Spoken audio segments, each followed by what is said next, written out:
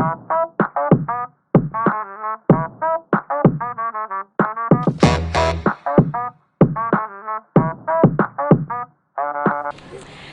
Tunggal Ika, berbeda-beda tetapi tetap satu jua, merupakan slogan yang tentu saja sering kali kita dengar bahkan ketika kita ada di sekolah dasar. Sosok yang satu ini memperkenalkan kita bagaimana indahnya keberagaman dalam pendidikan. Siapakah beliau? Saksikan ceritanya di episode kali ini.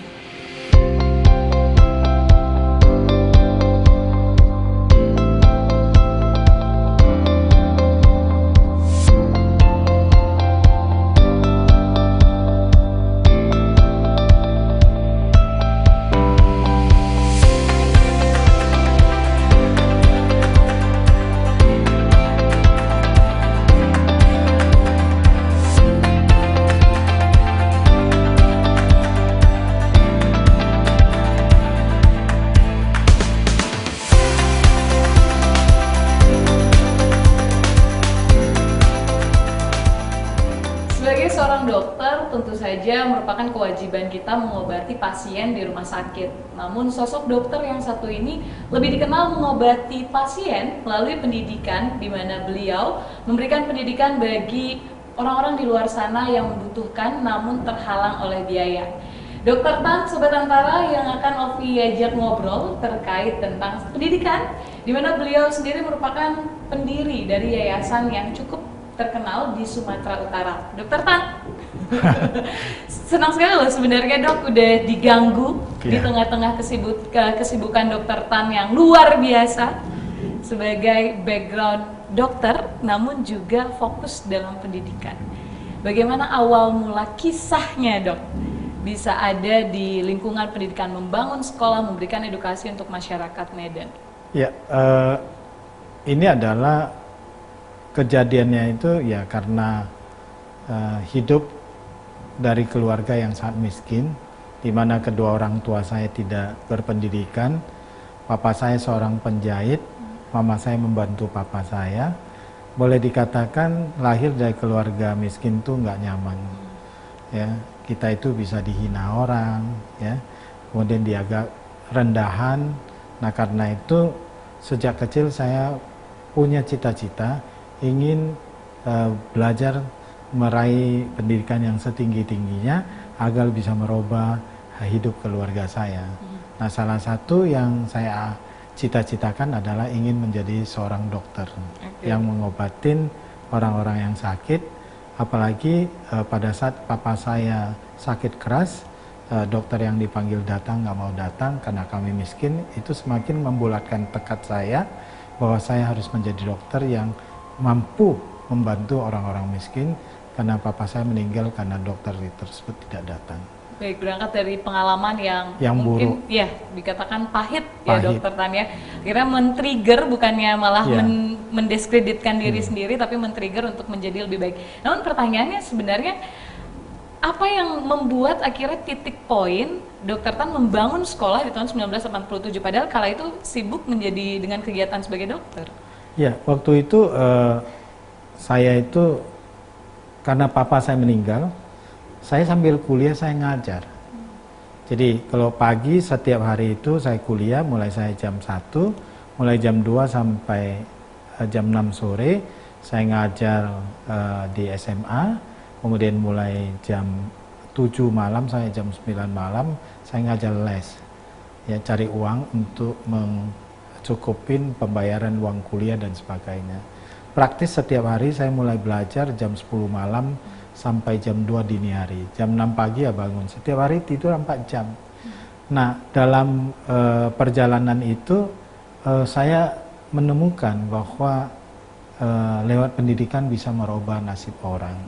Jadi ada sedikit keinginan untuk berbuat secara pendekatan terbalik, ingin balas dendam yang positif, bahwa kalau saya bisa berhasil menjadi dokter ini karena saya lewat pendidikan, tentu nasib saya berubah. Nah kalau begitu saya juga bisa merubah hidup orang lain dengan cara mendirikan sekolah. Nah itu awalnya saya itu punya minat untuk membangun sekolah. Tapi yang lebih membuat saya semakin mengeras hati saya itu untuk mendirikan sekolah ini, pada saat saya ujian dokter negara, ya, saya itu diperlakukan tidak adil oleh dosen penguji saya. Saya menyelesaikan dokter saya itu dengan sangat sulit, ya, karena kami harus ujian dokter negara, dan salah satu kami harus ujian di perguruan tinggi negeri, di mana saat ujian itu 11 mata kuliah, 10 mata kuliah udah selesai. Tinggal satu mata kuliah, kalau itu selesai saya dilantik lah jadi dokter. Namun itu saya harus menempuh cukup lama, tinggal satu mata pelajaran, dan saya harus ujian 5 kali. Dan setiap tahun hanya ujian 2 kali saja, satu mata pelajaran tersebut. Setiap ujian saya selalu ditanya, Sofyan Tan, kamu Cina ya? Nggak lulus saya. 5 kali baru lulus. Itu yang membuat saya berpikir bahwa seorang penguji yang sudah spesialis masih menggunakan suku dan agama untuk meluluskan seseorang. Berarti negeri ini ada something wrong, ya, ada sesuatu yang salah. Karena itu saya harus merubah secara perlahan dengan membangun sekolah yang inklusif, sekolah yang menghargai keberagaman, tapi sekolah yang juga sekaligus bisa menyelesaikan masalah kemiskinan lewat pendidikan. Nah, dan ini tergambar dari sekolahnya Dokter Tan sendiri ya. Pendidikan mulai diberikan dari TK hingga SMA. Dan tahun ini kita mulai dengan perguruan tinggi. Oke, mungkin sedikit gambaran dulu Dokter Tan, dikala membuat sekolah itu langsung dari SDK terlebih dahulu, atau dari taman kanak-kanak, atau dari SMA jangan-jangan? Jadi awalnya itu ada SD, SMP, SMA, dan SMA. Ya, hanya ada tiga unit aja, SD, SMP, SMA. Nah, waktu itu saya harus datangin rumah ke rumah di pinggiran kali, rumah-rumah yang rusuh, ya. Saya datangin dan saya tanyain anaknya mau sekolah enggak gitu, ya. Jemput bola ya? Jemput bola gitu, gratis gitu ya. Nanti jadikan anak asuh saya. Sebagian menyambut dengan penuh sukacita, ada sebagian yang menyambut dengan penuh kecurigaan, ya. Wah, ini kok ada orang Tionghoa yang menawarkan anaknya sekolah gratis, ya, apalagi bilang anak asuh, dan konotasinya langsung berpikir apa nanti anak saya dijadikan anaknya atau dijualnya, karena umumnya stereotipnya itu Tionghoa adalah pedagang. Nah, sehingga pada saat itu anak kami yang bersekolah di Sultan Iskandar Muda itu saat itu hanya 171 orang. Yang tersebar 3 tadi ya, di SD, 3 SMP, unit SMA. itu, jadi sangat sedikit, ya. Tapi itu berjalan seiring waktu, ya. Sekarang dengan jumlah siswa yang sudah mencapai 3.900. Yang justru menjadi pukulan psikologis itu adalah bagaimana orang banyak mencemooh, ya. Wah, dia dokter tapi kok ngurusin pendidikan, oh nggak benar dia itu, ya. Mana ada dia mau berdagang gitu karena Tionghoa.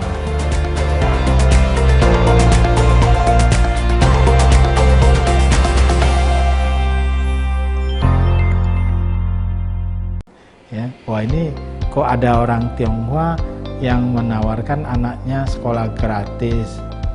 Ya, apalagi bilang anak asuh, dan konotasinya langsung berpikir apa nanti anak saya dijadikan anaknya atau dijualnya.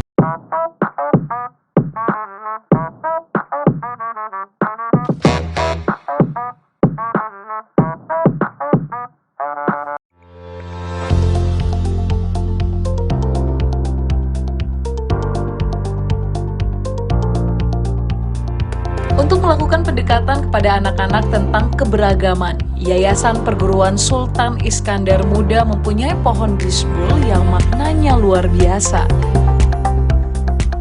Pohon bisbul merupakan salah satu monumen yang menjadi representasi visi sekolah. Di dijelaskan jika pohon ini hanya bisa berbuah jika ditanam berpasangan dan berdekatan di mana hal ini dapat mengajarkan peserta didik untuk saling berbagi dan ini juga untuk mengajarkan saling membantu tanpa membeda-bedakan suku, ras, agama, dan status sosial.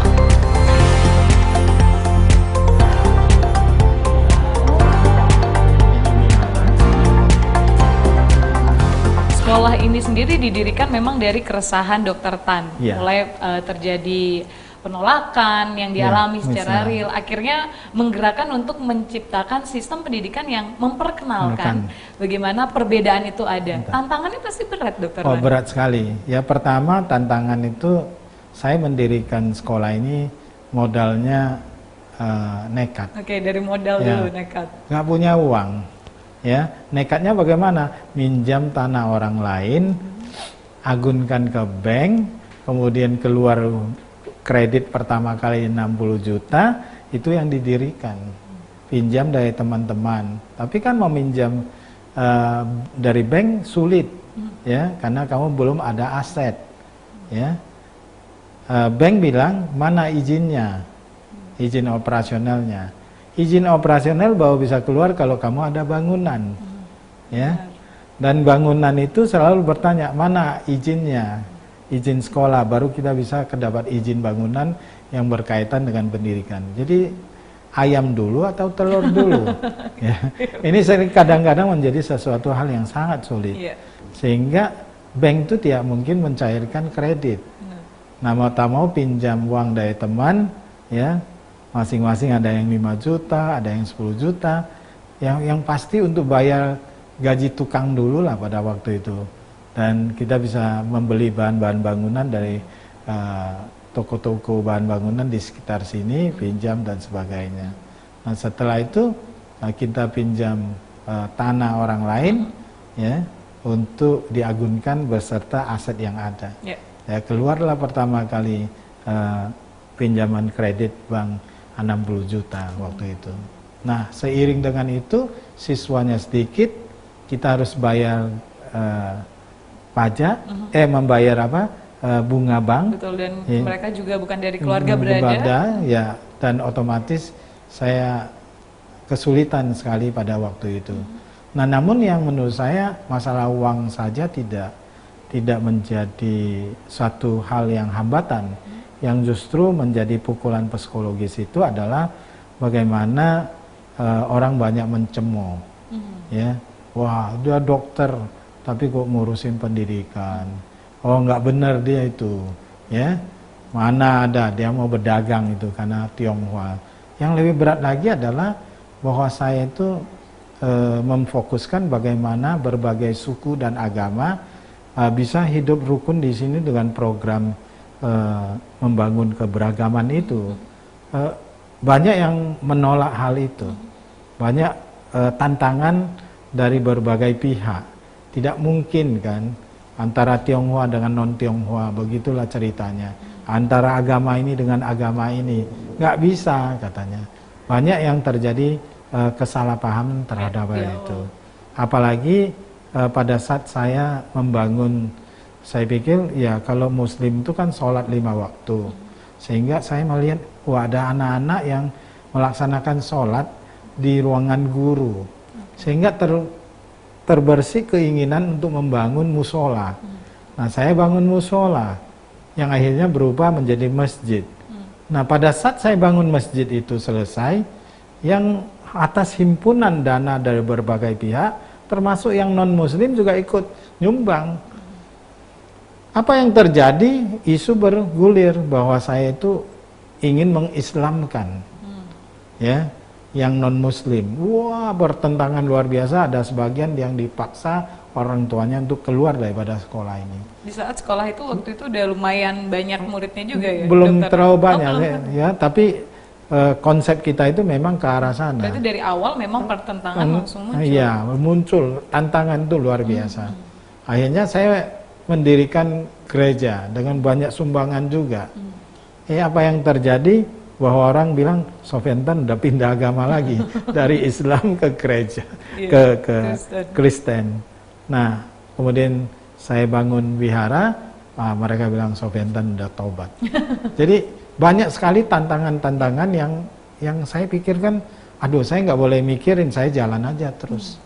Nah hari ini saya melihat itu justru yang kami bangun itu adalah merupakan salah satu jalan untuk membangun keharmonisan di antara generasi mendatang. Khususnya di lingkungan sekolah ya, lingkungan sekolah awal. Ya. Ya, ini jika balik lagi pendekatan kalau ke orang dewasa mungkin kita bisa menjelaskan. Kalau untuk ke anak-anak menjelaskan perbedaan itu pasti ada tantangan sendiri Pak sebagai tenaga pendidik. Jadi awalnya itu si anak itu semuanya itu disuruh secara terbuka menuliskan. Menurut kamu, kesan kamu tentang misalnya yang Melayu bercerita tentang kesan dia terhadap orang Tionghoa bagaimana. Ya, orang Tionghoa menganggap suku ini apa?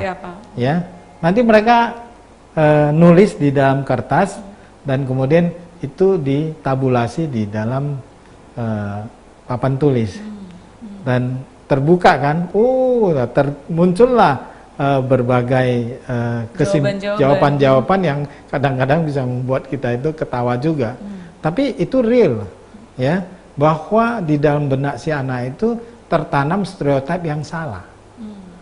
Ya, misalnya kalau yang Tionghoanya itu akan menyebut, wah, kalau orang Melayunya, ya, itu suka memukul, ya, suka meminta-minta uang gitu, dan berlaku tidak adil terhadap kita. Ya, nanti yang apa itu, akan berkata berbeda lagi. Suka bahasa Tionghoanya sendiri, hidupnya eksklusif, pelit, apa segalanya lah gitu. Nah itu kita buka dan kemudian dijelasin bahwa itu tidak sepenuhnya benar. Bahwa mereka itu mendengar dari siapa? Mendengar dari orang lain yang tidak bertanggung jawab tentang hal itu. Karena mungkin si yang Tionghoa itu sering lihat bahwa orang tuanya dimintain duit oleh preman-preman di Medan misalnya. Ya, dianggapnya secara keseruan adalah memang mewakili watak daripada yang Melayu. Padahal itu tidak selamanya benar.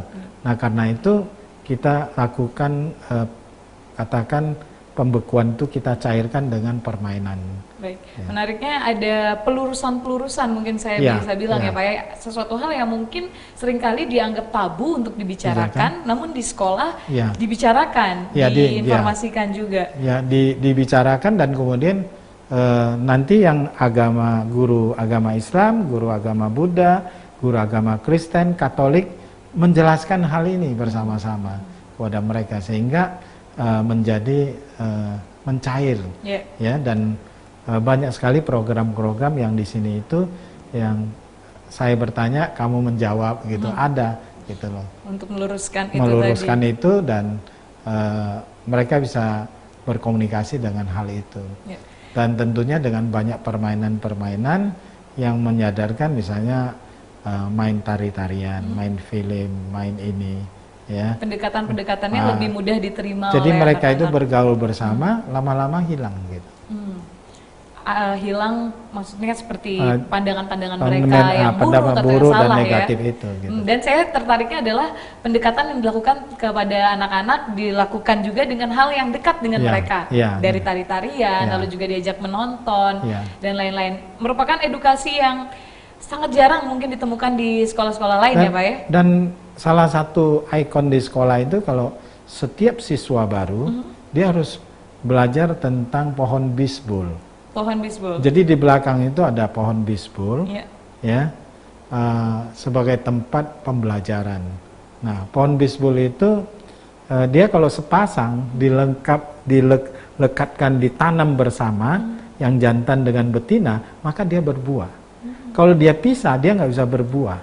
Nah di sini itu kita sampaikan kepada anak, nah, ya, makhluk hidup yang paling tinggi derajatnya itu adalah manusia.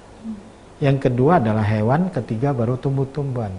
Tapi manusia harus belajar dari pohon, tumbuh-tumbuhan yang sekalipun ditanam orang Jawa, pohon Jawa, asam Jawa, ditanam orang Jawa, tapi buah asam Jawanya bukan untuk orang Jawa, tapi untuk semua orang. Benar. Ya, buahnya bisa dinikmati oleh semua orang.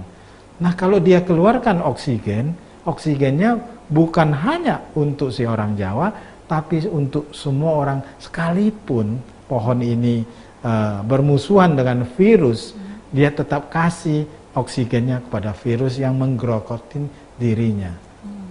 Ya, filosofi seperti itu. Kalau demikian, kenapa kita sebagai manusia yang punya kelas yang paling tinggi, kita nggak malu dong sama pohon yang kelas 3 itu, yang tidak bisa bicara, tapi dia bisa berbuat dan berhati universal.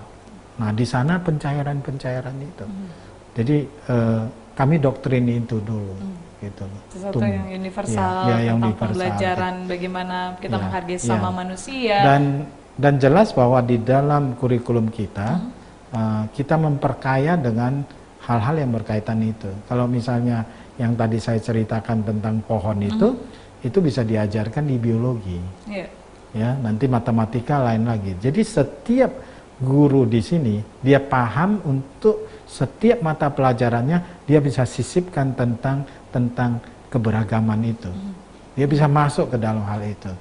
Dan setiap guru udah terlatih tentang hal itu. Jadi sekolah ini dibangun dengan fondamen yang memang sejak awal untuk menjawab tantangan itu. Tantangan yang beredar di masyarakat, khususnya terkait perbedaan ya. Perbedaan, karena menurut kami bahwa kalau perbedaan-perbedaan ini akhirnya kerucut menjadi permusuhan, dan kemudian terjadi pertumpahan darah, sekalipun negara ini kaya raya dengan sumber daya alamnya, maka negara ini akan ambruk. Nah, karena itu kita siapkan anak-anak dari berbagai suku dan agama dan ras untuk tumbuh bersama membangun Indonesia yang memang tidak bisa dihindari berbineka tunggal ika. Betul, saya setuju Dokter Tan, statement yang menarik karena memang pendidikan yang paling awal sekali harus diberikan pada anak-anak. Bagaimana kita membangun pondasinya sangat penting di sekolah dasar. Lalu mereka seperti kertas putih yang kita gambar menjadi satu lukisan yang indah. Betul. Selama ini pendidikan kita itu hanya mengajarkan kalau kamu masuk hukum ya kamu belajar hukum. Kalau kamu masuk wirausaha, kamu masuk wirausaha. Tidak ada pengkayaan terhadap ilmu-ilmu yang lain. Kalau kamu jadi masuk pertanian, ya kamu cukup pertanian gitu. Baik. Padahal seseorang itu harus bisa menguasai lebih daripada satu keilmuan.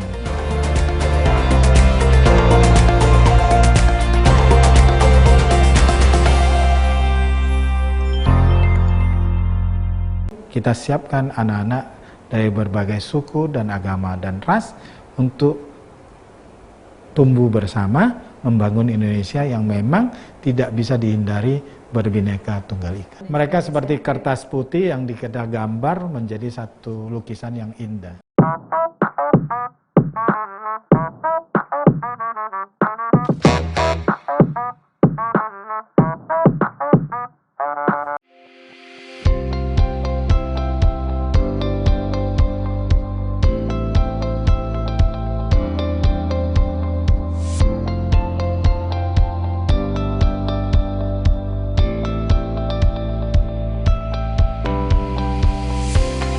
Tidak hanya berhenti memberikan pendidikan hingga jenjang sekolah menengah atas dan kejuruan, Yayasan Perguruan Sultan Iskandar Muda mendirikan kampus merdeka yang masih memiliki nafas sama, yakni ditujukan bagi warga yang tidak mampu untuk melanjutkan pendidikan ke jenjang yang lebih tinggi.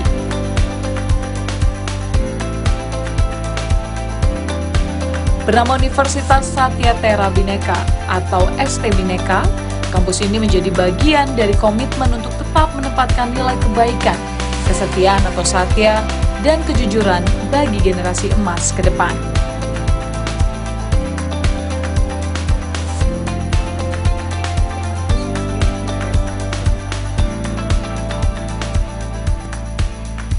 Dokter Tan, ini menariknya sekarang di tengah juga sistem pendidikan yang ditawarkan di yayasan ini akhirnya berkembang tidak hanya sampai SMA, namun juga sudah dibangun TK dan ada perguruan tinggi juga yang baru diresmikan ada SMK. bersama, benar ada SMK dan perguruan tinggi yang diresmikan bersama Pak Nadiem, Menteri Pendidikan.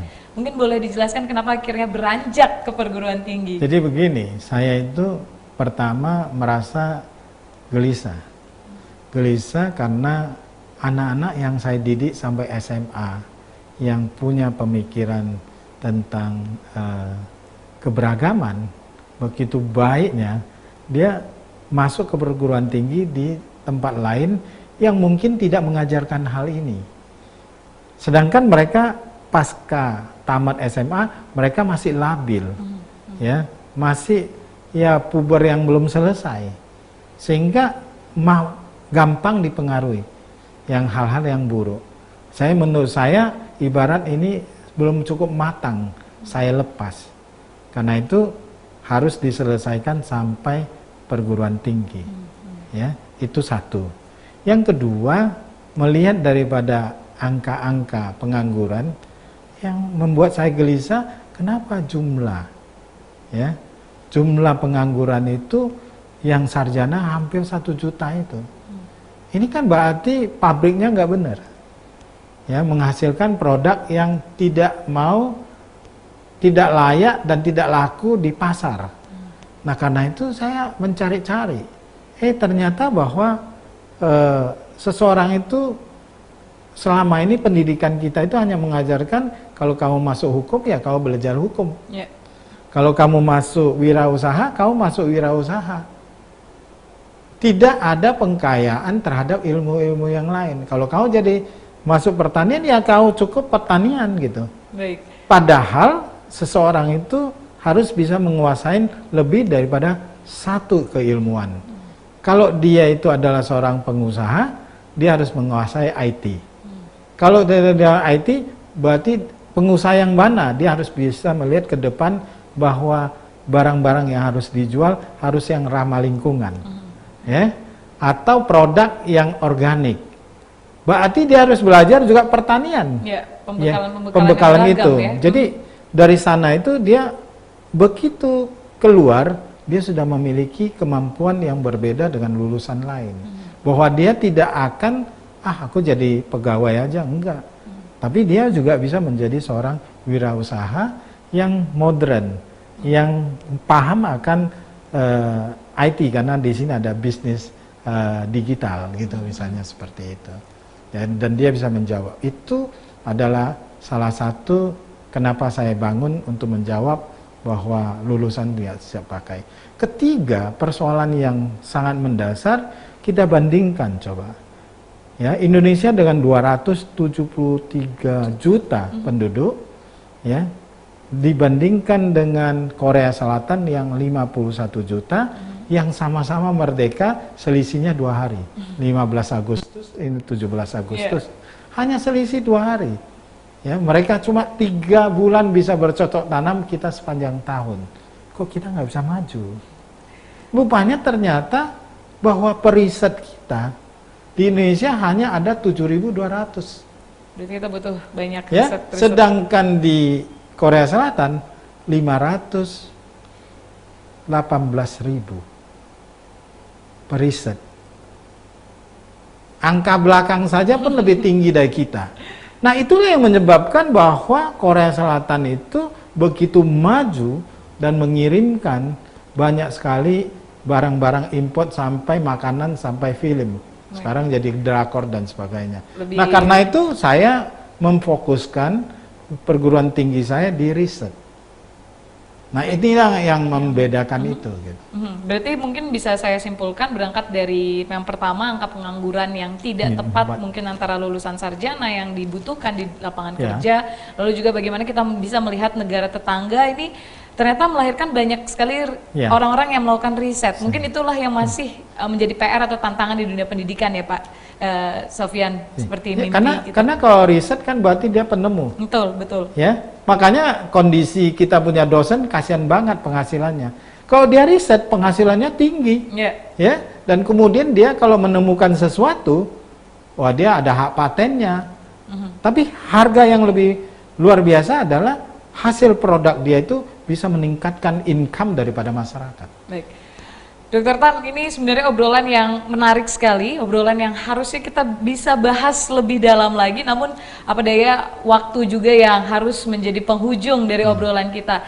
Saya sebenarnya tertarik tentang konsep Dokter Tan terhadap dunia pendidikan, bagaimana menghapuskan diskriminasi yang memang ada, lalu bagaimana kita bisa menciptakan Indonesia yang minim pengangguran, walaupun menghapus total itu saya rasa masih mimpi yang sangat jauh. Tapi sekiranya dari Dokter Tan, seorang dokter yang fokus juga dalam dunia pendidikan, apa yang menjadi mimpi ideal Dokter Tan untuk Indonesia? Silakan. Mimpi saya adalah bahwa kekayaan alam yang begitu berlimpah itu mampu diolah dan dikerjakan oleh putra-putri yang terbaik bangsa ini.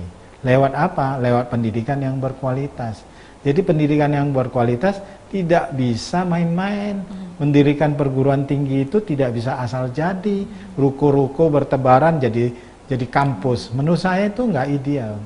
Dan harus diisi oleh orang-orang muda, ya, yang kemudian mau mengabdikan diri untuk menjadi dosen. Karena sekarang kita krisis orang-orang pintar yang mau jadi guru. Karena penghasilan gurunya kecil. Nah, karena itu saya merasa bahwa hari ini saya mendirikan perguruan tinggi, saya ingin memberikan satu kesejahteraan yang tinggi pada si dosen-dosen muda ini, sehingga mereka itu menjadi tertarik dan mereka terus diupdate, ya, diupgrade keilmuan dia, sehingga mereka itu bisa mampu memberikan kontribusi lebih besar. Jadikanlah Indonesia sebagai negara yang bukan hanya makmur, tapi juga damai. Betul. Ya, saya paling khawatir adalah kemiskinan yang meningkat menimbulkan kecemburuan yang meningkat akan menimbulkan antipati dan kemudian terjadi pertikaian yang anarkis. Baik. Saya khawatir tentang hal itu. Kalau yang saya lakukan itu betul dilakukan, pembangunan yang berkelanjutan, ya salah satu universitas kami itu ini nanti juga mengajarkan tentang cinta lingkungan dan sebagainya. Nah, kalau itu berkelanjutan baik, Indonesia itu akan menjadi negara yang superpower di masa yang akan datang. Dan semoga mimpi dari Dokter Tan bisa kita wujudkan. Jadi ini diharapkan juga di luar sana ini bisa menjadi suatu hal yang menggerakkan, Dokter Tan. Bagaimana kita menggerakkan individu melalui sistem pendidikan, membenahi terlebih dahulu dan meningkatkan SDM-nya. Obrolan yang luar biasa, Sobat Antara bersama Dokter Tan, dan jangan lupa ini baru awal. Bagaimana Dokter Tan membangun pendidikan diawali dengan memberikan edukasi bagi masyarakat, lalu juga membangun perguruan tinggi ke depan sana. Tujuannya cuma satu, untuk memberikan SDM yang berkualitas untuk Indonesia. Semoga obrolan ini bisa menginspirasi kita semua dan sampai jumpa di episode selanjutnya. Bye!